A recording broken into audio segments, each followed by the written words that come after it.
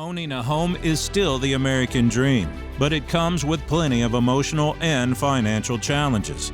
Join real estate broker Ron Evans each week as he shares the latest industry and local real estate market news through interviews with other agents and industry professionals. If you're confused about today's real estate market or just want to understand the home buying and selling process, this show is for you. Here's your host, Ron Evans. Hey everybody, thanks for joining me today.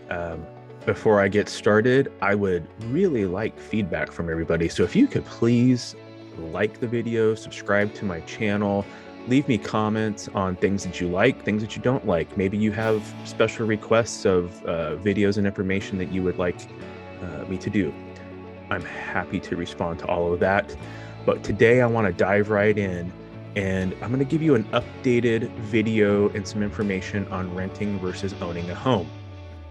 We've had so much going on with the real estate market in the last year and a half, 2 years, and a lot of that has been talked about as it relates only to buying a home and not necessarily renting.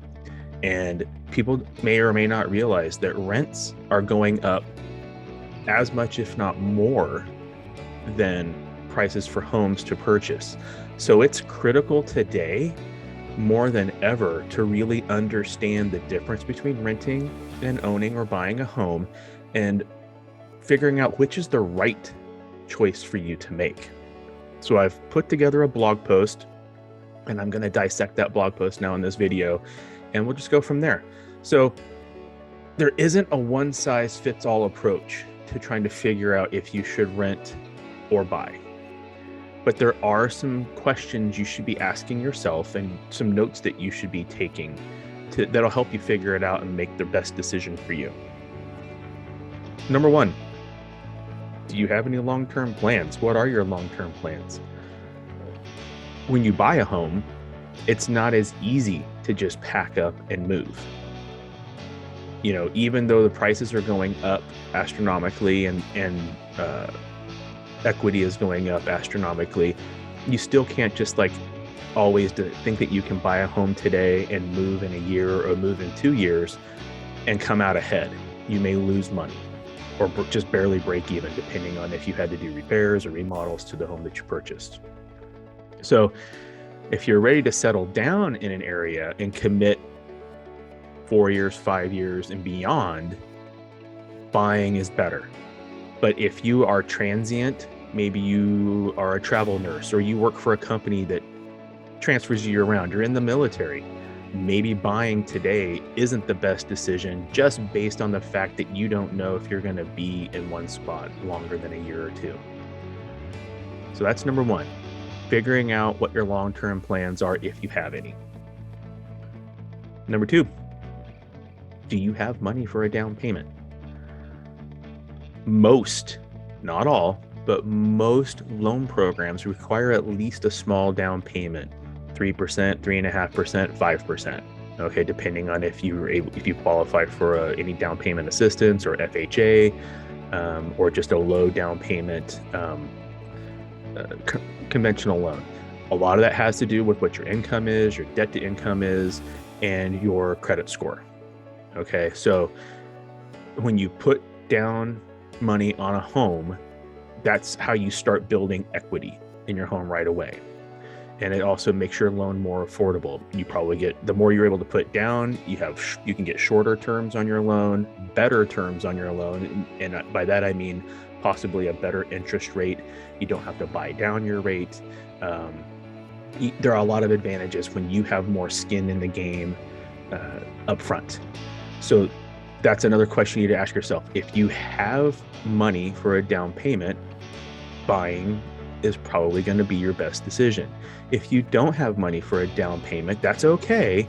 But what you want to look into is it better to keep renting because I'm able to afford the rent and save for a future down payment? Or can I qualify for a down payment assistance or a loan that doesn't require a down payment at all? Maybe you are a veteran and you can get 100% loan VA, but then you have to weigh the cost of that.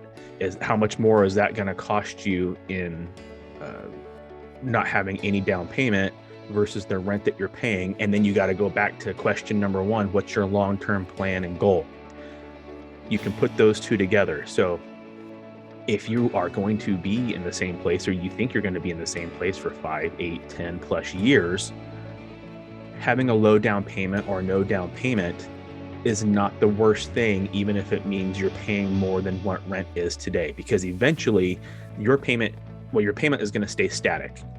And eventually maybe you can even refinance it to a better interest rate and have some equity, while your rent is going to continue to rise. So at some point, the rent's going to catch up with what your payment is, your house payment is, if you are on a low down payment or no down payment option. But if you know you're going to be there for a long enough time to allow that to catch up, you'll be ahead in the long run. So question one and question two can kind of go together there. The next one, and this is a real big one, regardless of your finances. This boils down to a lot of people on if they rent or buy, and it's, can you take care of a home? You know, when you rent, your landlord's taking care of renovations and repairs for the most part. Maybe you have to pay for a gardener or take care of that, or maybe that's worked into your lease as well. But when you own a home, all of that responsibility becomes you. If you're paying for your gardener or you're taking care of your lawn, you have to take care of all the maintenance and the upkeep. And the standard that you want to plan for ahead is about 1% of what your purchase price was annually is what you could be paying for in repairs and upkeep of your home. So think about that. If you don't have $5,000 or $6,000 a year tucked away annually to take care of any type of emergency repairs or updates that you want to do to the home, maybe buying is not for you and renting is more your thing, because you just don't want that hassle, or you can't always know that you're going to have a buffer. So think about that. Can you take care of a home?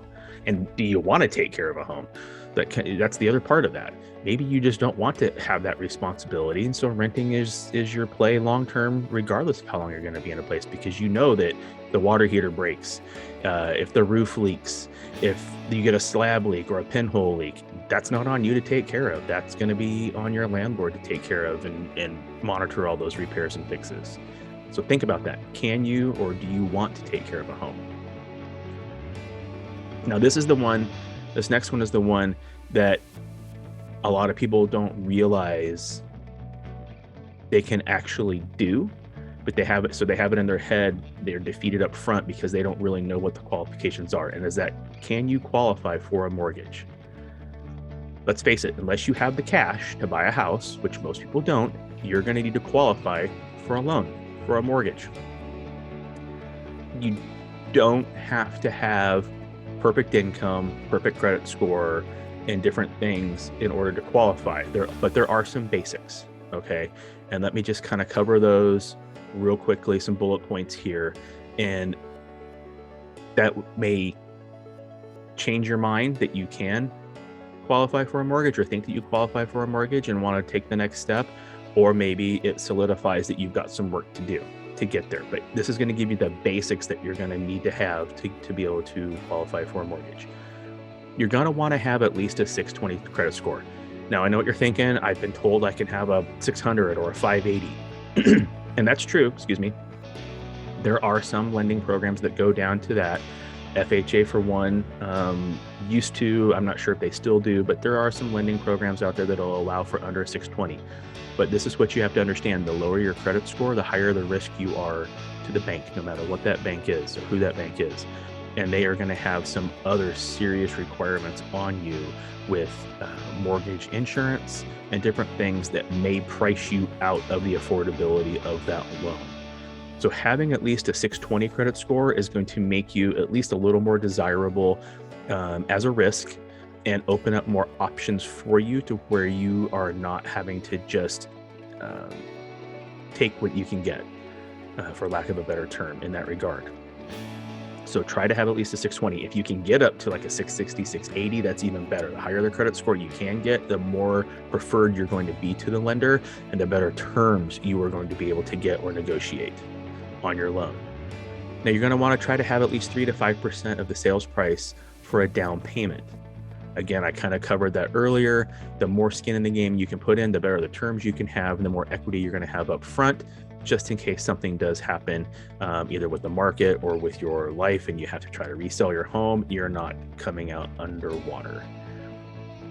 There are, again, some products out there that will allow for less than 3% of the sales price for your down payment, but they are few and far between, number one, and number two, they're usually going to require other higher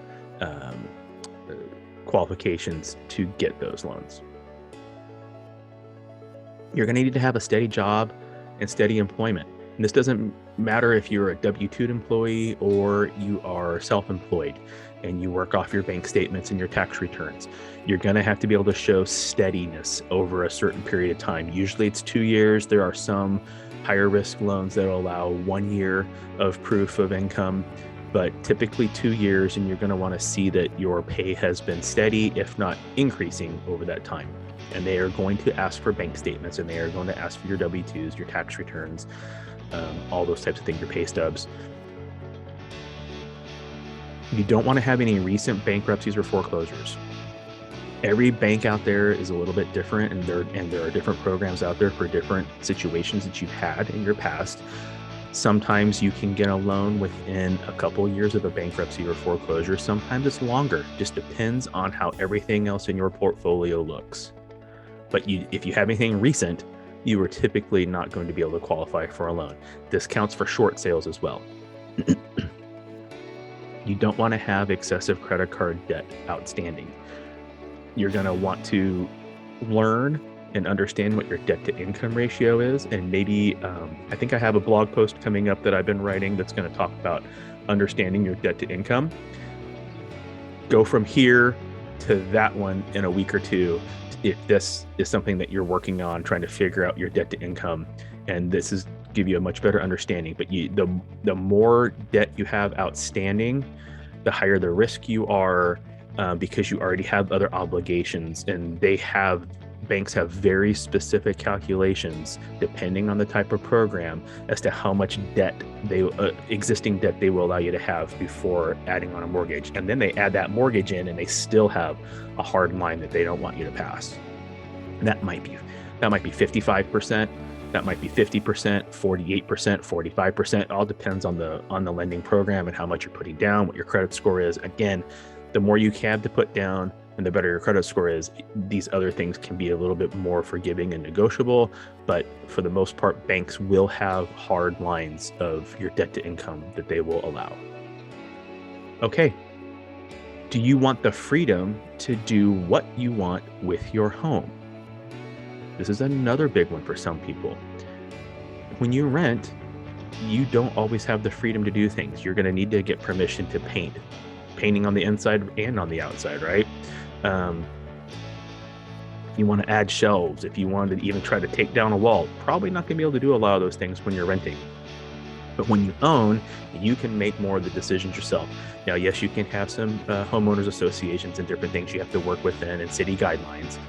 But for the most part, if you want to remodel your home, you're not asking for permission from anyone. You just got to do it the right way and get your permits and follow what the codes are and different things, and you can do things. If you want to paint the outside of your home, make sure it falls within whatever the parameters that your HOA, if you have one, or your city guidelines are, and you're fine. If you want to tear up your lawn and put down a different type of lawn, same thing. But when you rent, you don't have those freedoms. You are bound to what your lease tells you, or what your landlord allows if you are asking for permission. So that is something else you need to understand. So bottom line, should you rent or buy? Renting a home, remember, doesn't build equity or give you a return on your investment. You are paying somebody else's mortgage, not your own. Buying is the best way to go when you are ready. Go back through all these things.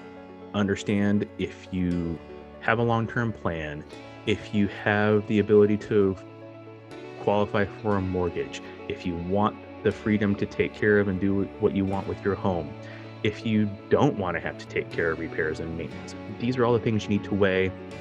If you have any other questions on this, I am happy to answer them for you. You can drop a comment below. You can send me an email at realestate101@ronevansrealty.com. You can send me a text message, 949-929-2270.